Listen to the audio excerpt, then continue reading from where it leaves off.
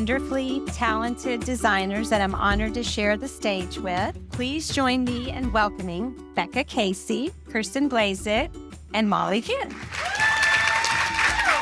Becca, just a couple of things, how you got started and then why you love antique. My admiration for interiors started at a young age because I grew up in England and there's so much history there. It's really quite fascinating to think about the story and the narrative behind some of these pieces. Very early on, I really garnered this enjoyment in putting spaces together that were really soulful. Okay, Molly. My design career, I've always loved color, design, nature, antiquing from a young age with my grandma. Antiques are very important in my designs. 50% of the products in all my projects are vintage, so that is a really big pillar for me. And I just want you to be able to walk into a home and feel both luxury and livability at the same time. So obviously we know that Kirsten has a flair for the edge and a love of Western. I'm so curious, how does this play into your design work? I've found like this total and utter love of the American Southwest. I always bring in vintage items. Like, I just think there's such a soulfulness that comes into a space from bringing in worldly collected items. Molly, I know you value quality over quantity. Talk to us a little bit about your personal style and how that translates.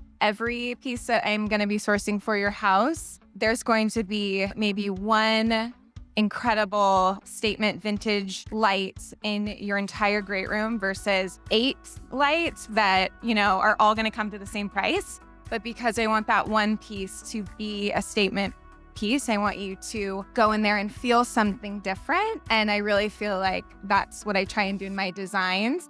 I won't put it in your house unless it could end up in an antique store in 40 years. And then Becca, I know you love antiques. Can you talk a little bit about any particular type of antique you like? To me, there's no set equation to it. It's very organic. It needs to feel right. It's really just, what do we need in the space? Do we need a lightness? Do we need a patina? Do we need a richness? The space just evolves and changes into a whole different nature once you start including antique pieces.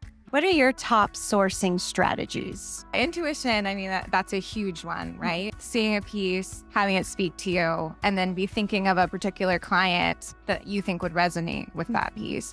Even if something seems a little quirky or different, you might put it in a project and it might really work for you. I think one of the best pieces of advice somebody ever gave me, who was also a designer, was if you like it, it's good.